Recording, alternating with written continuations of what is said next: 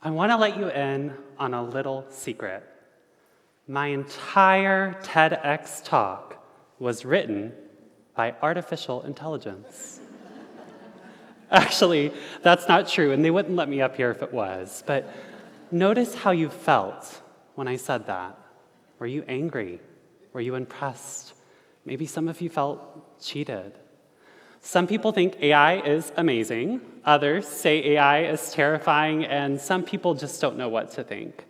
But regardless of where your opinion falls, AI raises a lot of concerns.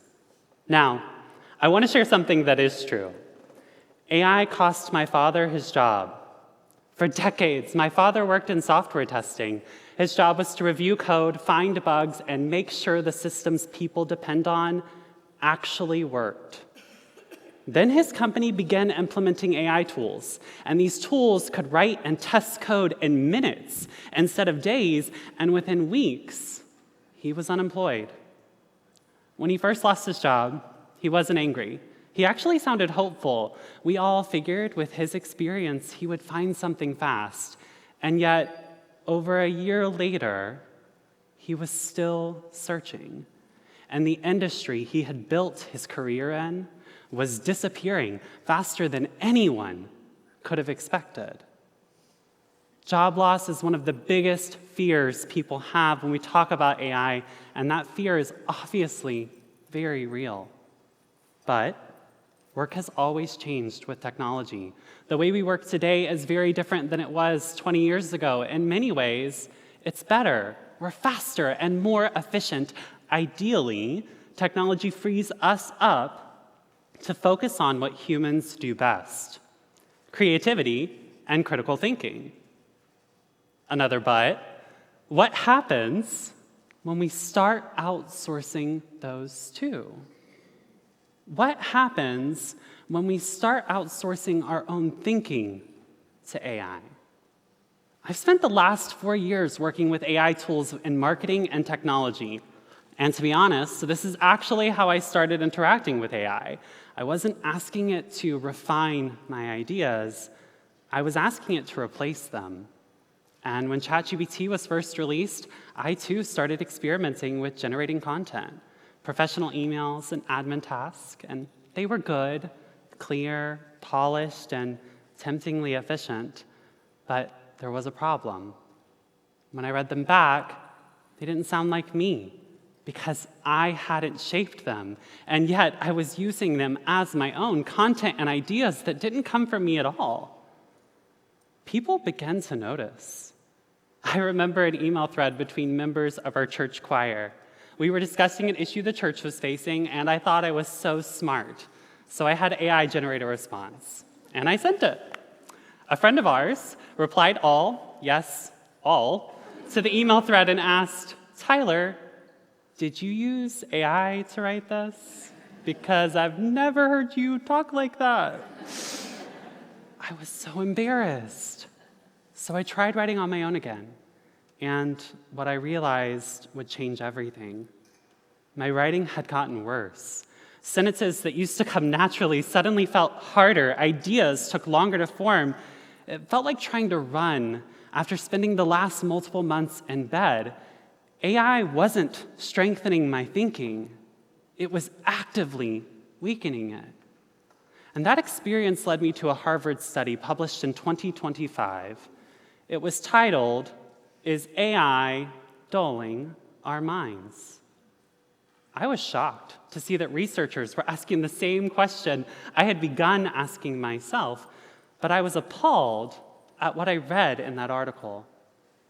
That feeling I'd had of AI dulling my creativity was not unique to my experience. Other people were beginning to notice these same things, and maybe you have too. Researchers, they're beginning to see a pattern, and they've coined a term for it: cognitive atrophy. According to Harvard Health, cognitive atrophy is the progressive decline of memory and mental function. And this happens when the connections between brain cells weaken or disappear entirely.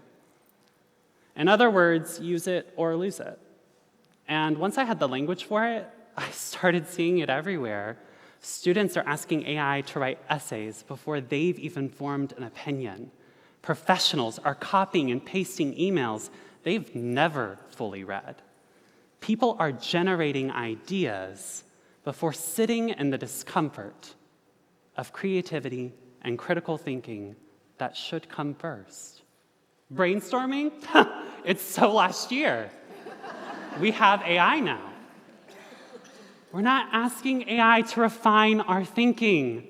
We're letting it think before we do.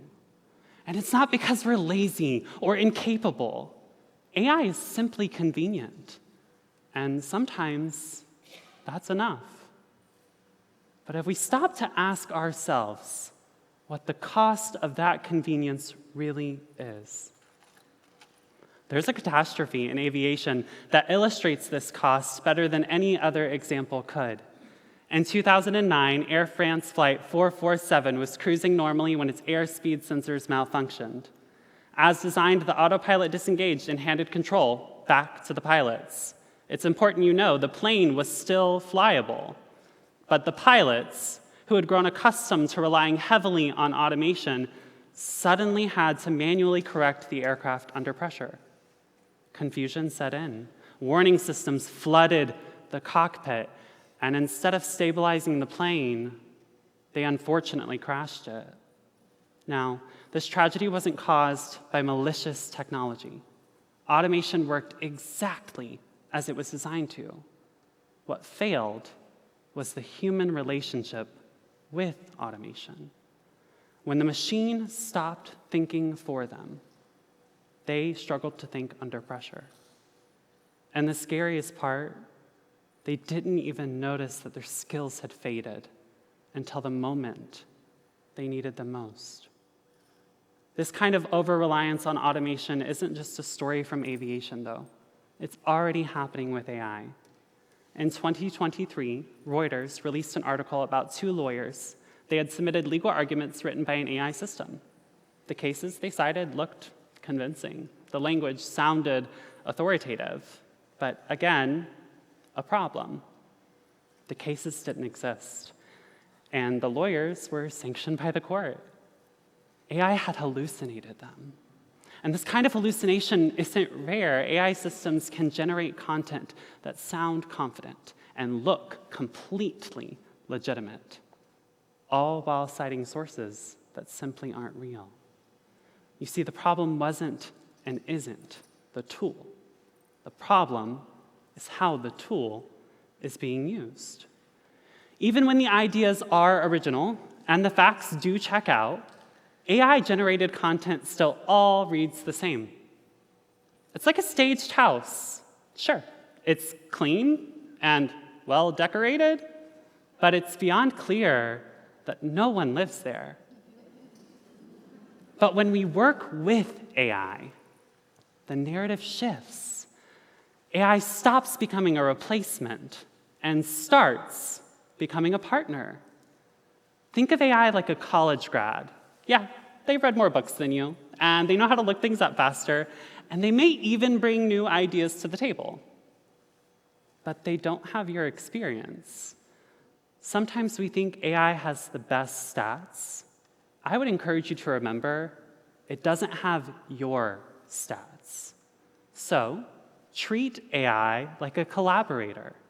And good collaboration with artificial intelligence always starts with three things: context, a clear task, and boundaries.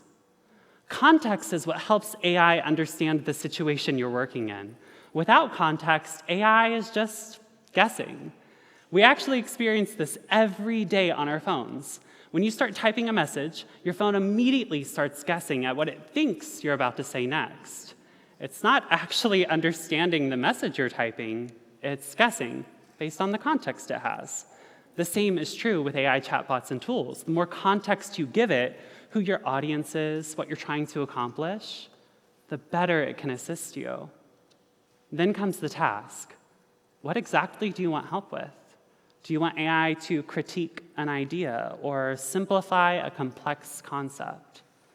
Clarity in the task keeps you in control of the thinking process. And finally, boundaries.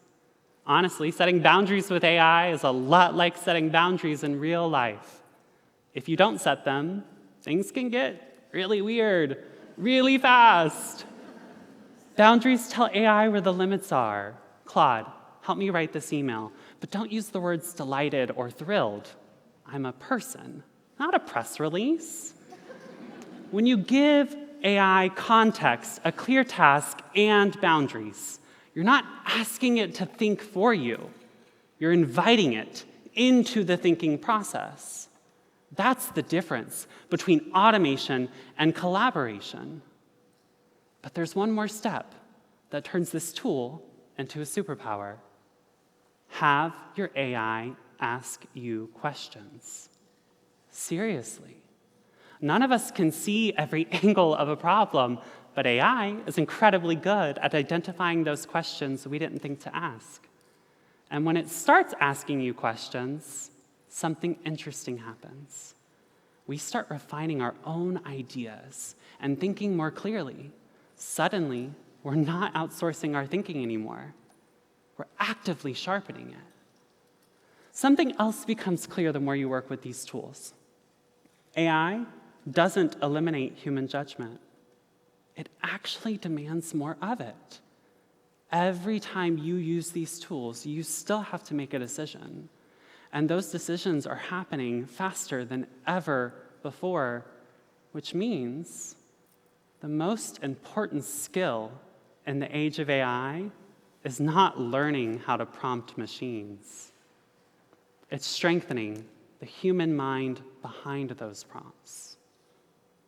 The truth is, AI is going to keep evolving. The question is, will we? Because the future, it isn't shaped by smarter machines. It's shaped by stronger minds.